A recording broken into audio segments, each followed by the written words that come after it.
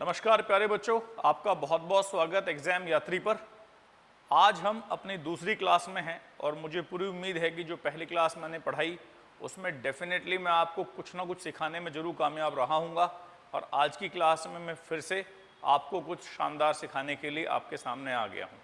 जिस तरह से आप चैनल को प्यार दे रहे हैं, जिस तरह से आप शेयर कर रहे हैं, सब्सक्राइब कर रहे हैं, उसके लिए आपका बहुत बहुत धन्यवाद। आप एग्ज़ाम यात्री के रूप में हमारी फैमिली हैं, हमारा परिवार है। एक तो बायोलॉजिकल हम परिवार रखते हैं, लेकिन आप वो परिवार हैं जो बायोलॉजिकल नहीं है लेकिन फिर भी हमारा परिवार है। और मुझे पूरी उम्मीद है कि हम आपके सपनों को पूरा करने में एक छोटी सी भूमिका निभाते रहेंगे और आप यूं ही अपने माँ बाप का नाम रोशन करते रहिए, अपने गाँव का नाम रोशन करते रहिए, अपनी जाति का नाम रोशन करते रहिए, अपने देश का नाम रोशन करते रहिए और आगे बढ़ते रहिए और पढ़ते रहिए और समय बिल्कुल बर्बाद मत करिए। तो शुरू करते हैं आज की क्लास। सबसे पहले top story of the class क्या है उन पे एक बार नजरें डाल लेते हैं। तो जो top story of the class है उसमें भारत का पहला संविधान संग्रहालय यानी फर्स्ट कॉन्स्टिट्यूशन म्यूजियम भारतीय संविधान के 75 वर्ष पूरे होने का प्रतीक है। तो अभी हमने जो इंडिपेंडेंस डे मनाया है वो 78 मनाया है, ठीक है। तो ये सवाल एग्जामिनर आपसे पूछ सकता है कि जो हमने संविधान संग्रहालय बनाया है, कॉन्स्टिट्यूशन जो म्यूजियम बनाया है, क्या उसका संबंध इस 78वें स्वतंत्रता दिवस से है? तो नहीं है, उसका संबंध हमारे 75 वर्ष संविधान के पूरा होने से है, ठीक है।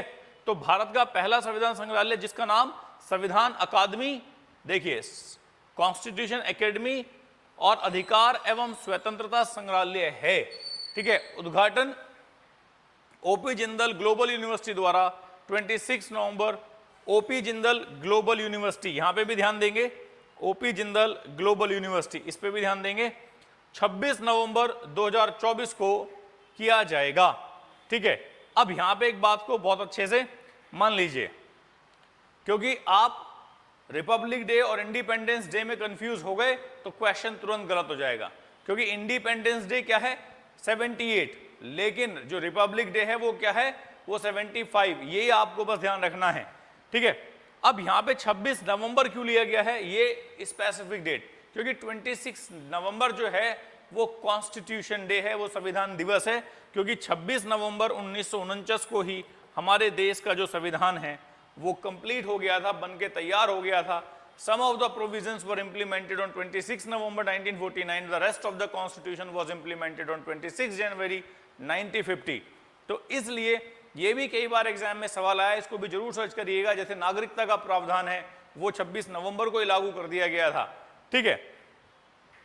संग्रहालय में संविधान की मूल हस्तनिर्मित कलाकृतियां और इसके विषयों से प्रेरित कलाकृतियां, जो प्रेम बिहारी नारायण रायजादा जिन्होंने हमारा कॉन्स्टिट्यूशन लिखा है ना, ऐसे कई लोग हैं, सिन्हा साहब हैं, है ना, जिन्होंने हमारा संविधान लिखने में हिंदी में, नंद कुमार बोस, ऐसे बहुत सारे लोग हैं जिन्होंने हेल्प किया था, ठीक है। प्रेम बिहारी नारायण रायजादा ने उसको इंग्लिश में लिखा था। क्या शानदार गजब की राइटिंग है भाई, यकीन नहीं होता कि हाथ से लिखा गया है कि मशीन ने लिखा है, ठीक है। तो इसको ध्यान रखेंगे। मनोहर लाल खट्टर, आपको पता है फॉर्मर सीएम ऑफ हरियाणा भी हैं, अब करनाल से शायद चुनाव लड़कर लोकसभा पहुंचे हैं, ठीक है। तो मनोहर लाल खट्टर ने 3 ऑनलाइन प्लेटफॉर्म लॉन्च किए हैं। क्या कर दिए जरा देखते हैं। ये कौन है, एनर्जी के हमारे मिनिस्टर हैं, आवास एवं शहरी मामले, है ना, जो हमारा अर्बन डेवलपमेंट है उसकी मिनिस्ट्री भी इन्हीं के पास है। अगस्त 2024 को नई दिल्ली में थर्मल परियोजनाओं को ऑनलाइन निगरानी के लिए पोर्टल PROMT प्रॉम्प्ट लॉन्च किया। देखिए जो हमारी थर्मल स्कीम्स हैं, जो हमारे थर्मल प्रोजेक्ट्स हैं, उनके लिए एक पोर्टल बनाया प्रॉम्प्ट। अब यहीं से एग्जामिनर सवाल उठा लेगा कि जो प्रॉम्प्ट है उसका संबंध किससे है, सोलर एनर्जी से है, थर्मल एनर्जी से है। तो यहां पे आपको ये ध्यान रख के अपने सवाल का जवाब देना है, उस बात से बिल्कुल भी पीछे आपको नहीं हटना है, ठीक है। प्रॉम्प्ट पोर्टल को थर्मल पावर परियोजनाओं की वास्तविक समय की ट्रैकिंग और विश्लेषण की सुविधा के लिए डिजाइन किया गया है। तो यहां से बहुत इंपॉर्टेंट सवाल आपका बन जाएगा। फिर से ये अब यहां पे ये फ्रीडम शील्ड अभ्यास यानी उल्ची फ्रीडम शील्ड एक्सरसाइज, हाल के इतिहास में पहली बार कोरिया गणराज्य के ओसान एयरबेस पर 51 फाइटर विंग अपने आवर्ती विंग रेडिनेंस अभ्यास को उल्ची फ्रीडम शील्ड 2024 में शामिल कर रही है। इसके अतिरिक्त इस दौरान फाइटर विंग के विमान और कार्मिक कोरिया गणराज्य में एक सिस्टम बेस स्थान पर एकत्रित होंगे और वहां से संचालन करेंगे, जिससे विंग की अपरिचित वातावरण में भी एक पल की सूचना पर मिशन को निष्पादित करने की क्षमता में वृद्धि होगी। ये जो कोरिया का फ्रीडम शील्ड है उसको पहली बार इंडक्शन कर रहा है, ठीक है, 51 फाइटर विंग को। तो कोरिया के बारे में आप पढ़िएगा। सत्य प्रकाश सांगवान को पेरिस पैरालंपिक 2024 के लिए शेफ डी। देखिए ये कितने गर्व की बात है जब किसी इंसान के पूरे संघर्ष को, उसके जीवन के पूरे अनुभव को, उसके संघर्ष को सम्मान मिलता है, तो ये छोटी बात नहीं है, ये वास्तव में बहुत गर्व करने वाली बात होती है। जो सत्य प्रकाश सांगवान हैं उनको पेरिस पैरा ओलंपिक 2024 में, मैंने आपको बताया था पेरिस में इस बार पैरा ओलंपिक हो रहा है, उसमें हमारा भारतीय दल रवाना हो चुका है। उसमें सुमित अंतिल और भाग्यश्री जो हैं, भाग्यश्री जाधव जो शॉटपुट खेलती हैं और सुमित अंतिल जो जैवलिन थ्रो करते हैं, दोनों ही इस बार हमारे ओपनिंग सेरेमनी के फ्लैग बियरर यानी ध्वज वाहक होंगे। तो क्या किया है देखिए, भारतीय पैरा ओलंपिक समिति पीसीआई ने आगामी पेरिस पैरा ओलंपिक के लिए भारतीय दल के नेतृत्व के संबंध में एक महत्वपूर्ण घोषणा की। पीसीआई के उपाध्यक्ष सत्य प्रकाश सांगवान को भारतीय दल के लिए शेफ डी मिशन, ठीक है, शेफ डी मिशन का संबंध किससे, आपसे ये भी पूछ लेगा, पैरा ओलंपिक से नियुक्त किया गया है। सांगवान 12 खेल विधाओं में प्रतिस्पर्धा करने वाले 84 पैरा एथलीटों के भारत के सबसे बड़े दल का नेतृत्व करेंगे। सांगवान के विशाल अनुभव और पैरा स्पोर्ट्स के प्रति जुनून ने उन्हें समुदाय में एक सम्मानित व्यक्ति बनाया है। मैं तो आपसे यहां एक ही बात कहूंगा, जब बात देश के सम्मान की हो तो सब कुछ भूल के केवल बात सम्मान की होनी चाहिए और देश की होनी चाहिए। तो ये बहुत इंपॉर्टेंट क्वेश्चन रहेगा आपके एग्जाम के लिए। इसके बाद आगे बढ़ते हैं।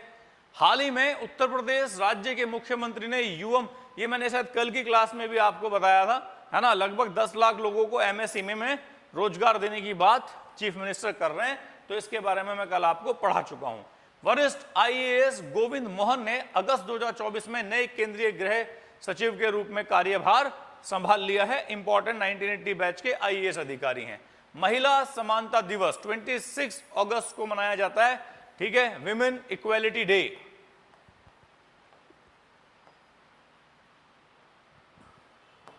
लिखा हुआ है इधर, ठीक है।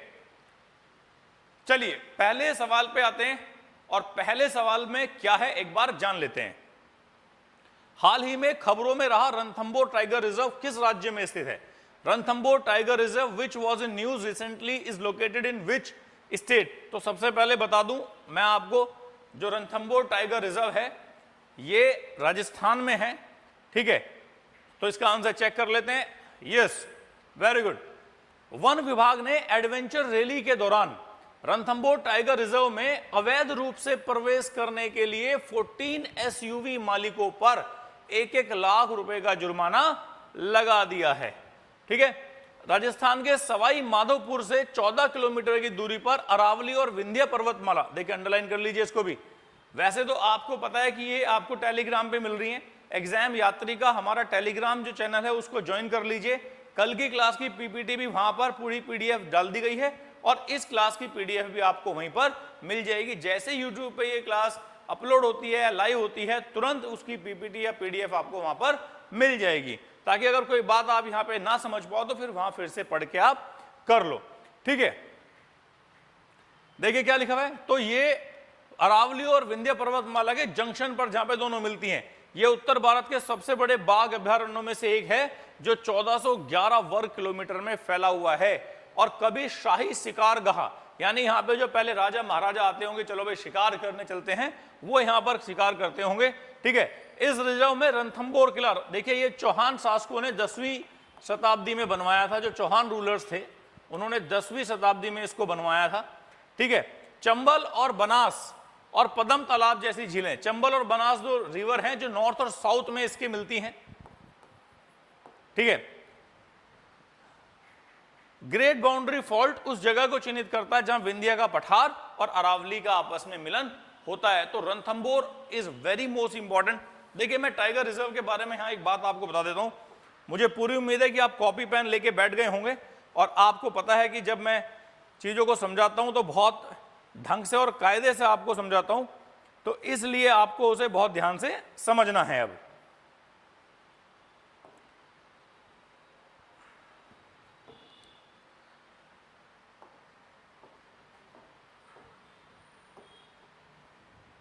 देखिए टाइगर रिजर्व, बार बार जो आप ये नाम सुन रहे हैं, बाघ आरक्षित क्षेत्र, देखिए 1972 में वाइल्ड लाइफ, बहुत ध्यान से इस बात को, बिल्कुल एक एक बात को बहुत ध्यान से लिखेंगे, वाइल्ड लाइफ एक्ट जो है वो पास किया गया। इंदिरा गांधी जी की सरकार थी उस समय, जिस समय ये पास किया गया, और इस वाइल्ड लाइफ एक्ट से वाइल्ड लाइफ बोर्ड बनाया गया, वाइल्ड लाइफ बोर्ड बनाया गया।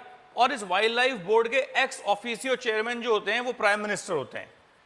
एक्स ऑफिसियो का मतलब जब एक पद तो आपको चुनाव लड़के मिला हो लेकिन दूसरा पद आपको बिना चुनाव लड़े मिल गया हो, तो उस पद को बोलते हैं हम एक्स ऑफिसियो, यानी हिंदी में बोलते हैं पदेन।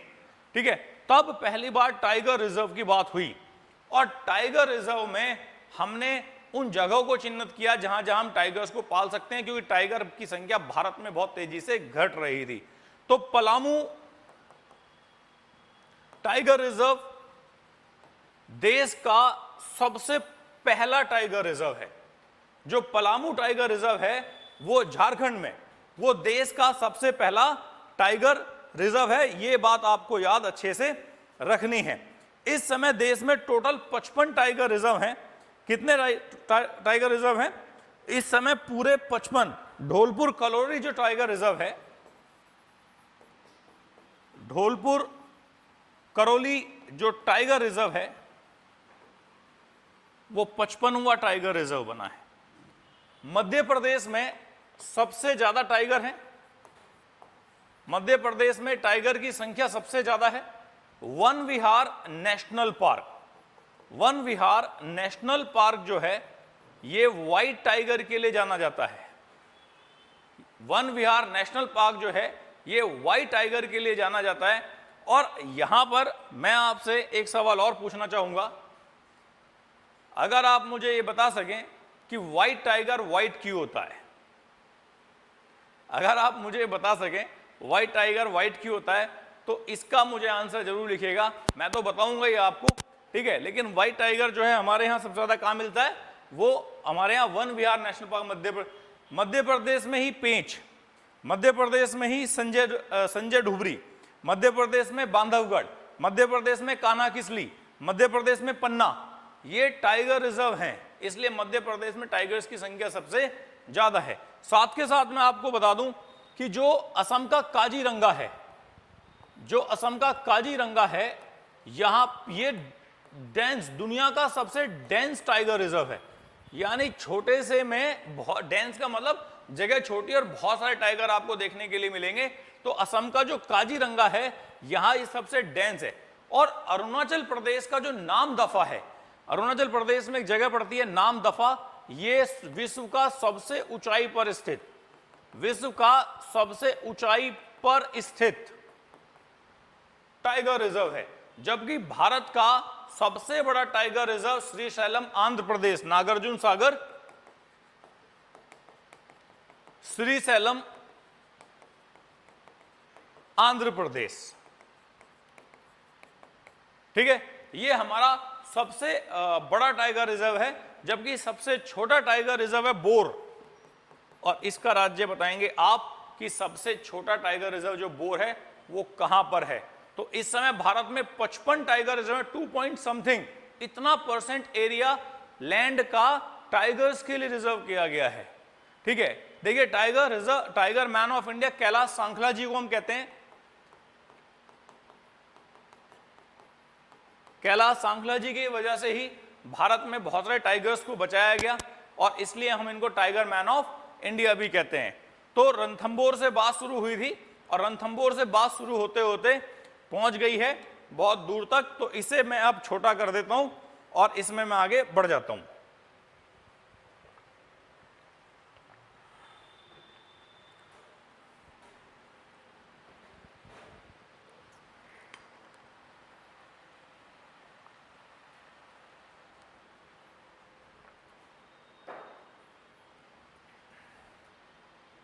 आई होप यहां तक बात बहुत अच्छे से समझ में आई होगी। रणथंभौर नेशनल पार्क को 1955 में बनाया गया था, लेकिन इसको टाइगर रिजर्व जो है वो 1972 1973 जैसे मैंने आपको बताया तब इसको घोषित किया गया। हाल ही में किसे नया स्वास्थ्य सचिव नियुक्त किया गया है, ये मैंने टेलीग्राम पे भी क्वेश्चन पूछा था। एग्जाम यात्री का जो टेलीग्राम चैनल है वहां पर मैंने ये सवाल पूछा था आपसे, हम टेलीग्राम पर भी मिलते हैं, वहां भी आप देख लीजिए। तो इसमें जो नया स्वास्थ्य सचिव बनाया गया है वो पुण्य सलीला श्रीवास्तव को बनाया गया है। और कल की क्लास में मैंने बताया था आपको राजेश कुमार सिंह को डिफेंस सेक्रेटरी बनाया गया है। राजेश कुमार सिंह को क्या बनाया गया है, डिफेंस सेक्रेटरी बनाया गया है। इसका पूरा डिटेल यहां पर है, आप पढ़ लीजिए।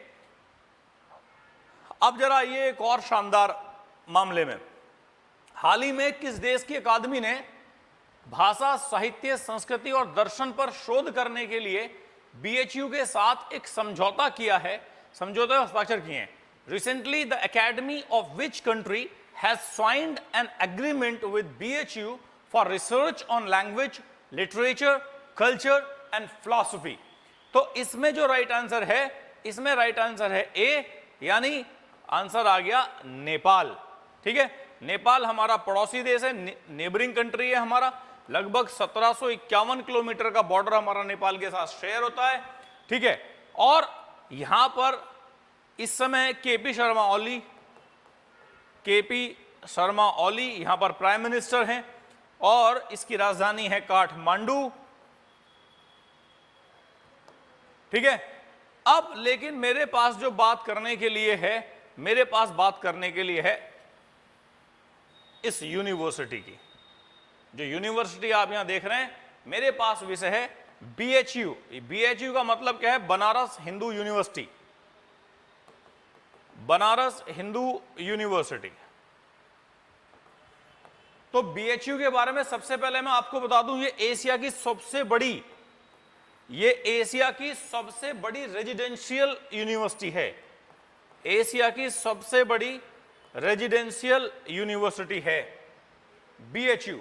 और मुझे बहुत गर्व है आपसे ये बात बताते हुए कि मेरा नाम पुनकस सोम है और मेरा गांव सलावा है, जो कि उत्तर प्रदेश के मेरठ जनपद में आता है। मेरे गांव में एशिया की ही सबसे बड़ी स्पोर्ट्स यूनिवर्सिटी बनाई जा रही है, जिसका नाम मेजर ध्यानचंद स्पोर्ट्स यूनिवर्सिटी है। जी, मेरे गांव में वो यूनिवर्सिटी बन रही है और ये बताते हुए मुझे बहुत गौरव की अनुभूति हो रही है कि मेरे गांव में इतना बड़ा प्रोजेक्ट बन रहा है जो क्षेत्र में खुशहाली लेकर आएगा। क्षेत्र के बच्चों को खेल में और बाकी रिसर्चेज में बहुत आगे जाने का मौका मिलेगा। और जैसा बताया जा रहा है कि देश विदेश से बच्चे इसमें पढ़ने आएंगे, तो ये मेरे लिए बहुत गौरव की बात है कि मेरे गांव में एशिया की सबसे बड़ी यूनिवर्सिटी बन रही है। चलिए मैं वापस आता हूं। बीएचयू जो है, जो बनारस हिंदू यूनिवर्सिटी है, वो एशिया की सबसे बड़ी रेजिडेंशियल यूनिवर्सिटी है, लेकिन इसकी शुरुआत ऐसे नहीं हुई थी। तो इसकी शुरुआत कैसे हुई थी ये भी जान लीजिए। इसकी जो शुरुआत हुई थी वो 1896 में एनी बेसेंट नाम की एक महिला, आयरिश लेडी है, आयरलैंड से आई थी। उन्होंने सेंट्रल हिंदू कॉलेज की स्थापना की और बीएचयू एक्ट बना, बनारस हिंदू विश्वविद्यालय कानून बना, जिसके तहत मदन मोहन मालवीय जी के, सबसे पहले मैंने उन्हीं का नाम लिखा, मदन मोहन मालवीय, जो उस समय के बड़े शानदार, बड़े तगड़े वकील माने जाते थे, एडवोकेट माने जाते थे, उनके प्रयासों से ये central Hindu college Banaras Hindu university में बना। लेकिन उन लोगों को यहां नहीं भूलना चाहिए, किस को हमें नहीं भूलना चाहिए, बनारस के राजा को हमें नहीं भूलना चाहिए, दरभंगा के राजा को, और एक सुंदर लाल करके एक व्यक्ति हैं। इन दोनों राजाओं ने बड़ी मात्रा में लैंड यहां पे डोनेट की, जिसकी वजह से आज आप इतना बड़ा विश्वविद्यालय देख पा रहे हैं। मुझे लगता है साउथ में स्प्रेड 11 किलोमीटर का है, नॉर्थ में 5 किलोमीटर का एरिया है। तो बहुत बड़ी यूनिवर्सिटी इस समय हमारे पास है। मैंने आपको बताया कि दुनिया की सबसे बड़ी जो जो रेजिडेंशियल यूनिवर्सिटी है वो हमारे पास है, और उसका नाम क्या है, उसका नाम है बनारस हिंदू यूनिवर्सिटी। ठीक है, याद रखेंगे इस बात को सब। बहुत शानदार। ये बनारस का पुराना नाम काशी भी है, ठीक है। उत्तर प्रदेश का शहर है, गंगा के किनारे बसा है। और आपको पता है बनारस एक चीज के लिए और फेमस है, काशी विश्वनाथ। जी हां, भगवान भोलेनाथ का मंदिर है यहां पर, काशी विश्वनाथ। और इसी मंदिर को कुछ हिस्सों को तोड़कर ज्ञानवापी मस्जिद बनाई गई थी, जो सब्जुडी से मामला बनाई गई थी या नहीं बनाई गई थी ये कोर्ट में मामला है। लेकिन ये जो विवाद है, क्योंकि आपको पता होना चाहिए ज्ञानवापी मस्जिद और काशी विश्वनाथ टेम्पल का ये विवाद है कि मंदिर के बहुत बड़े हिस्से को तोड़कर ऐसा मंदिर ने क्लेम किया है, लेकिन मामला सब्जुडिस है। और जब तक मामला सब्जुडिस है तो किसी भी व्यक्ति को उस पर नहीं बोलना चाहिए, क्योंकि अंतिम निर्णय जो है वो न्यायालय से ही आएगा, जैसे श्री राम मंदिर का निर्णय हमारे सामने सुप्रीम कोर्ट ने दिया है। करेक्ट है। चलिए आगे बढ़ते हैं, और आगे बढ़ते हुए अगला क्वेश्चन ले लेते हैं। इसरो ने हाल ही में कौन सा उपग्रह लॉन्च किया? देखिए, सबसे पहले तो आपको प्राउड फील होना चाहिए इसरो के ऊपर, ठीक है। इसरो का पहले नाम होता था इनको-स्पार, मैं आपको बता दूं, इनको-स्पार इसका नाम होता था। और ये 1969 में बना इसरो। 1969 में क्या बना? ये इसरो बना। बेंगलुरु इसका हेडक्वार्टर है। और क्या है इसका हेडक्वार्टर? बेंगलुरु। और एस सोमनाथ इसके इस समय कौन है? इसके चेयरमैन हैं। तो अभी हाल ही में जो इसरो ने जो सैटेलाइट लॉन्च की है वो लॉन्च की है EOS 8 लॉन्च किया है, ठीक है। भारतीय अंतरिक्ष अनुसंधान संगठन इसरो ने श्री हरिकोटा सतीश धवन एक मैथमेटिशियन थे। देखिए, सतीश धवन कौन थे? एक मैथमेटिशियन थे और एरोस्पेस इंजीनियर थे, ठीक है। और ये 1972 में, इफ आई एम राइट, ये 1972 में इसरो के थर्ड चेयरमैन ऑफ इसरो बने सतीश धवन, ठीक है। तो इन्हीं के नाम पर ये हमने यहां पर एक लॉन्च पैड बनाया हुआ है, जिस श्री हरिकोटा आंध्र प्रदेश में, ठीक है। चलिए, भारत के विदेश मंत्री एस जयशंकर ने हाल ही में किस देश की आधिकारिक यात्रा पर गए हैं?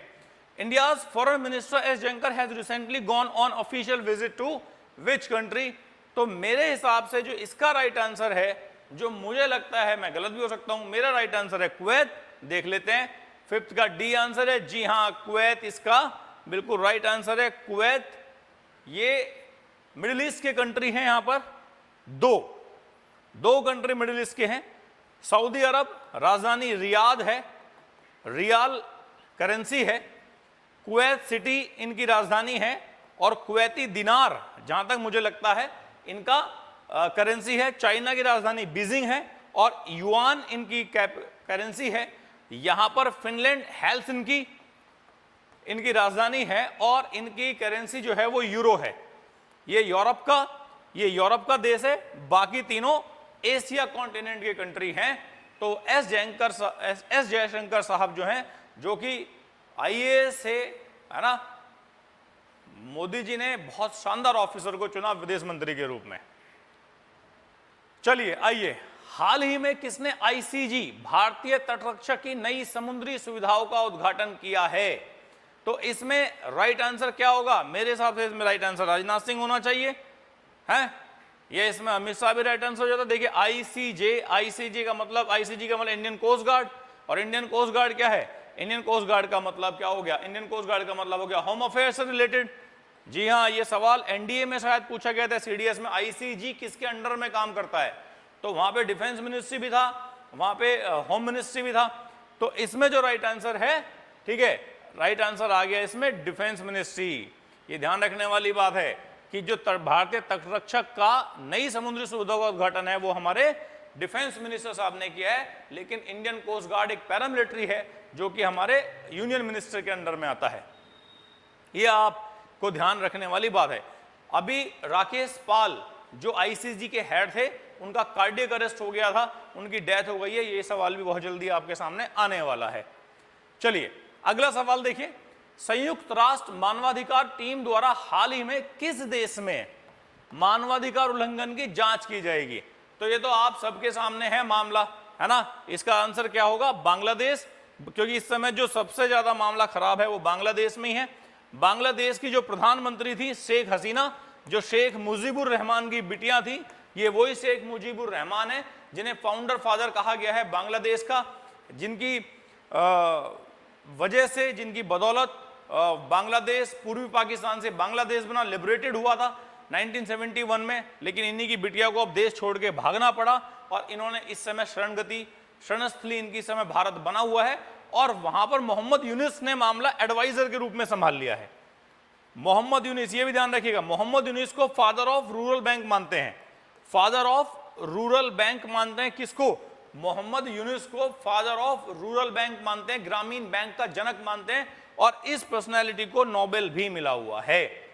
ठीक है, तो बांग्लादेश की राजधानी है ढाका, यहां की करेंसी है टका, फ्रांस की राजधानी है आपको पता है पेरिस, इस समय पेरिस पैरा ओलंपिक भी चल रहा है और यहां पे चलता है यूरो। इजराइल की राजधानी है, बताइए इजराइल की राजधानी क्या है? जेरूसलम है, बताइए क्या हो सकती है इजराइल की राजधानी? सीरिया की राजधानी क्या? डमास्कस। मैंने क्यों पूछा इजराइल की राजधानी?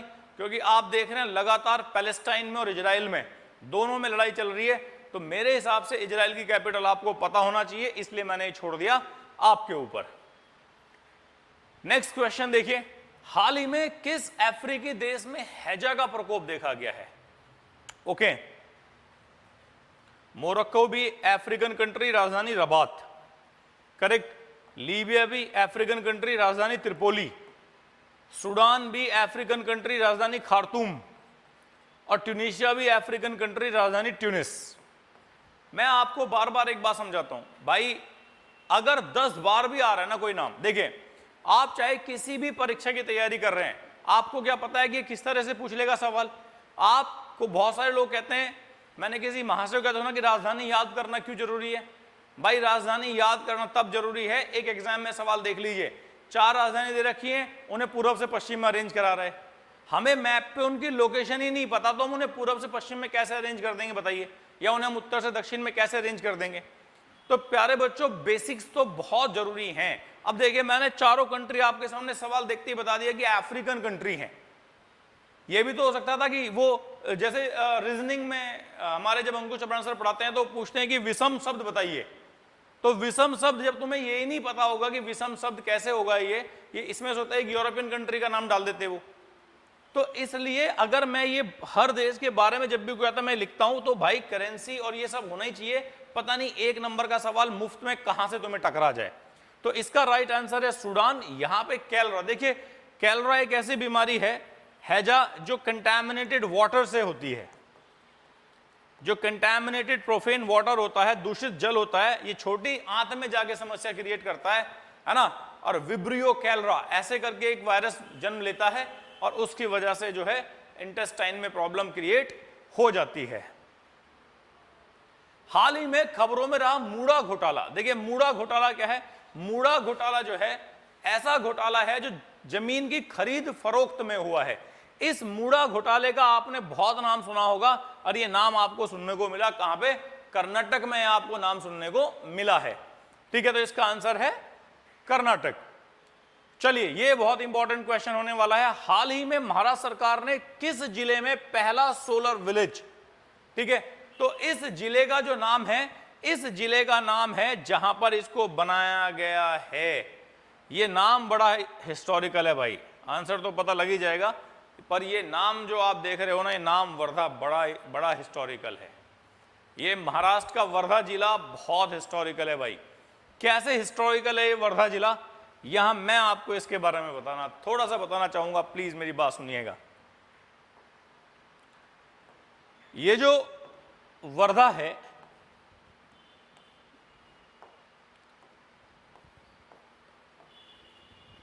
इस वर्धा में कांग्रेस का सेशन हुआ, और ये सेशन हुआ 1942 में। और अगर मुझे तारीख भी अच्छे से याद नहीं तो महीना तो मुझे बिल्कुल याद है, जुलाई 1942 में हुआ। और कांग्रेस का सबसे युवा लड़का जो है मौलाना अबुल कलाम आजाद, सबसे युवा प्रेसिडेंट बनने का इनके नाम शायद रिकॉर्ड है, ये इस समय प्रेसिडेंट हैं कांग्रेस के, मौलाना अबुल कलाम आजाद। वर्धा सम्मेलन में ही कांग्रेस के इमीडिएट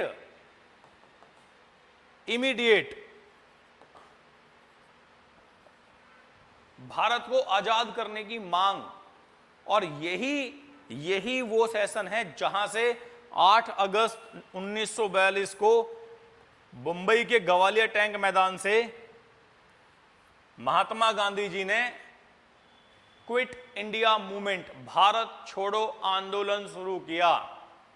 यही वो जगह है। और आपकी जानकारी के लिए मैं बता दूं, यहां पे एक सवाल और बड़ा शानदार है कि ये जो भारत छोड़ो, ये जो नारा है अंग्रेजों भारत छोड़ो, ये नारा, ये स्लोगन किसने दिया था? इसे सर्च करना एक बार जरूर। ये नारा किसने दिया था, इसको एक बार जरूर सर्च करना।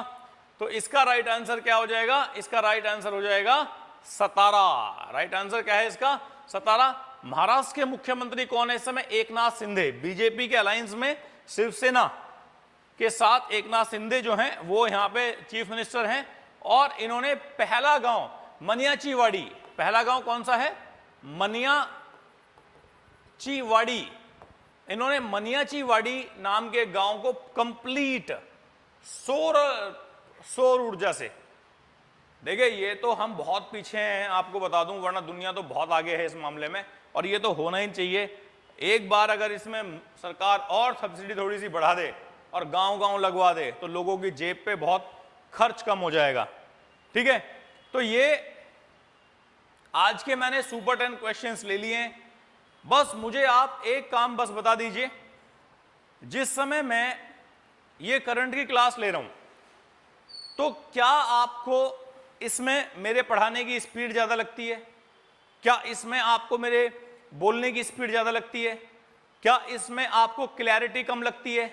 क्या आपको इसमें आवाज कम लगती है? क्या आपको इसमें लाइट कम लगती है? क्या आपको जो क्वेश्चंस हैं वो एग्जाम लेवल पे लगते हैं कि नहीं लगते हैं?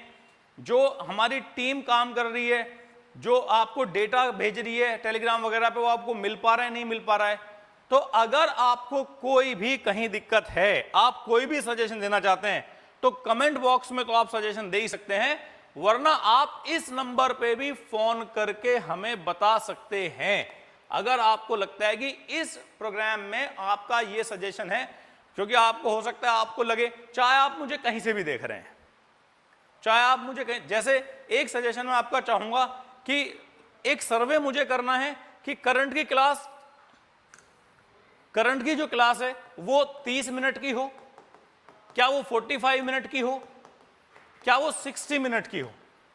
क्योंकि आज भी कई सवाल ऐसे हैं जो मैंने नहीं कराए, जो मुझे लग रहा था कि मुझे कराने चाहिए, लेकिन मैं पहले प्रैक्टिकल कर रहा हूं। पहले मैं आप लोगों से जानूंगा कि क्या हमें ऐसा करना चाहिए, जो सबसे ज्यादा वोट हमें जिस बात के लिए मिलेंगे हम वो अप्रोच कर देंगे। दशहरा को लेके एक बड़ा अच्छा, बस्तर दशहरा को लेके एक बड़ा अच्छा सा क्वेश्चन है, आज नहीं हुआ तो कल होगा, होगा तो 100%। दुनिया में इतना लंबा दशहरा कहीं नहीं मनाते जितना बस्तर दशहरा, 2.5 महीने दशहरा मनाते हैं लोग। लेकिन बताना आपको है, आपके सजेशन एग्जाम यात्री की नींव को मजबूत करेंगे। देखिए, आप मुझे गाली लिखें उससे तो कोई लाभ नहीं है, है ना? आपका मन करे आप गाली भी लिख लीजिए, है ना, आपको संतुष्टि होनी चाहिए। लेकिन अगर आप सजेशन लिख देंगे, अगर आप सजेशन लिख देंगे तो प्लीज उससे हमारा चैनल ये आपके लिए और बेहतर होके आएगा। तो मेरी तरफ से आज के लिए इतना ही। कल की क्लास में मैं पंकज सोम फिर से हाजिर होऊंगा। तब तक के लिए बहुत बहुत धन्यवाद। जय हिंद, जय भारत। सब खुश रहें, आबाद रहें, अपने अपने टारगेट को पूरा करें।